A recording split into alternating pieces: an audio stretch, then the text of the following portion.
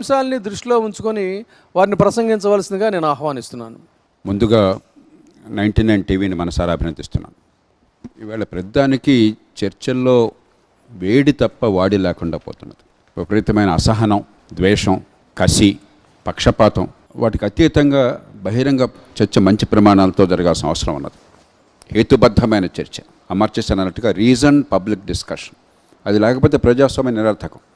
కేవలం ఓటు వేసి ప్రభుత్వాలను ఎన్నుకొని మర్నాటి నుంచి ప్రభుత్వాలను దింపడం కోసం నిరసన తెలిపితే ప్రజాస్వామ్యం కాదాలదు. ఈ నేపథ్యంలో అందున ఈ సోషల్ మీడియా, శరవేగంగా నడుస్తున్న టెక్నాలజీ, దానికి ఎలా స్పందించాలి, ఇటు స్వేచ్ఛను ఎట్లా కాపాడాలి, ఇటు సమాజాన్ని ఎట్లా కాపాడాలి, సమతూకం ఏంటని చెప్పని ప్రపంచమంతా తల్లపట్టుకుంటున్నది, మన దేశం ఒక్కటే కాదు.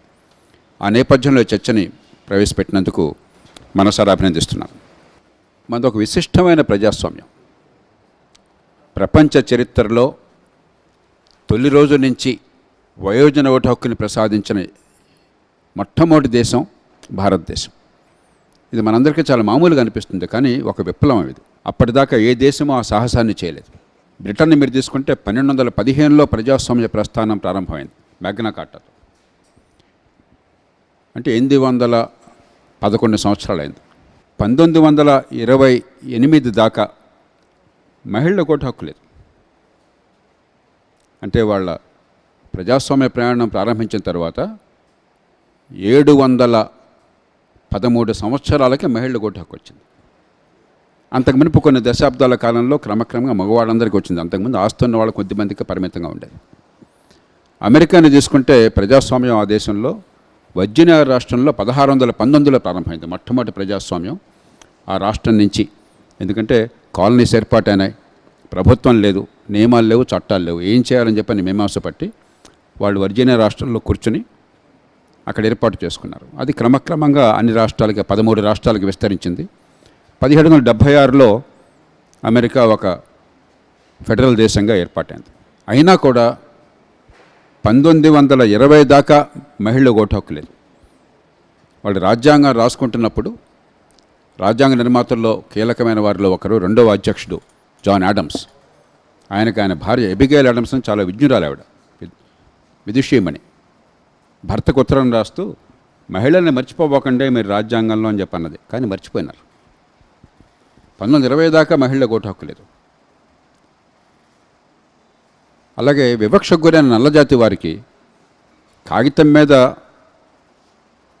ఓటు హక్కుని సివిల్ వార్ తర్వాత ఏర్పాటు చేశారు 1860 దశకంలో. కానీ వాస్తవానికి 1960 దాకా, ఒక 60 ఏళ్ల క్రితం దాకా, సివిల్ రైట్స్ మూమెంట్ వచ్చేదాకా ఆ హక్కు అమలు కాలేదు.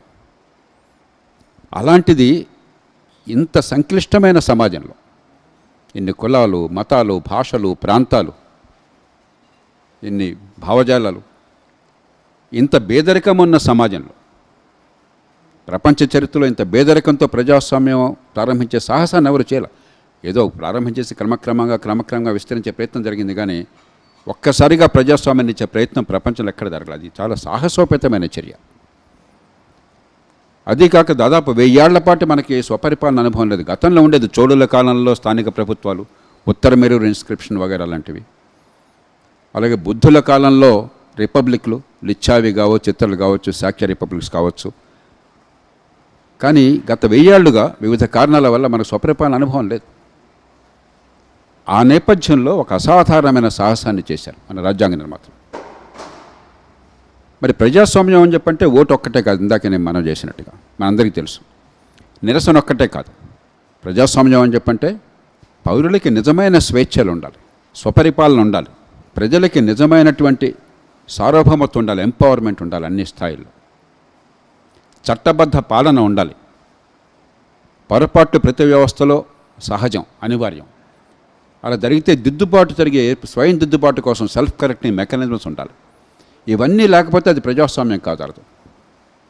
మన ప్రజాస్వామ్యాన్ని కేవలం ఓటు, నిరసనకు పరిమితం చేశాం. ఆ నేపథ్యంలో మనం చర్చ చేస్తున్నాం. కానీ రాజ్యాంగ నిర్మాతలు ఎంత ఊహించారు. అందుకనే 19వ ఆర్టికల్ చూడండి, ఒక రకంగా ప్రాణం. వాక్ స్వాతంత్రానికి, ఇతర స్వాతంత్రాలకి ప్రాణం అది. 19(1)లో ఈ వాక్ స్వాతంత్రం సహా అన్ని స్వాతంత్రాలు, 19(1)(a) వాక్ స్వాతంత్రం, మిగతావన్నీ ప్రస్తావించారు. కానీ మొదటి రాజ్యాంగ సవరణ తొలి రాజ్యాంగ సవరణ చాలామందికి ఈ విషయం తెలియకపోవచ్చు. 1951లో వచ్చింది. ఏ అంబేద్కర్ అయితే రాజ్యాంగ నిర్మాతో, ఏ నెహ్రూ అయితే రాజ్యాంగ వ్యవస్థలు రూపకల్పన చేశారో ప్రధానమంత్రిగా, ఆ ఇద్దరు బాధ్యత తీసుకుని ఉండగా అంబేద్కర్ రూపకల్పన చేశారు మొదటి రాజ్యాంగ సవరణ, ఫస్ట్ అమెండ్మెంట్. ఏమిటది?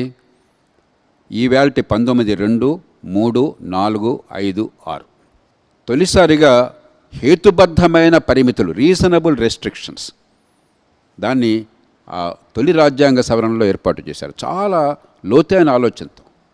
ఓ పక్కన స్వేచ్ఛ కావాలి, ఏ స్వేచ్ఛ కూడా విశృంఖలమైనది కాదు, అపరిమితమైనది కాదు, దానికి హేతుబద్ధమైన పరిమితులు ఉండాలి.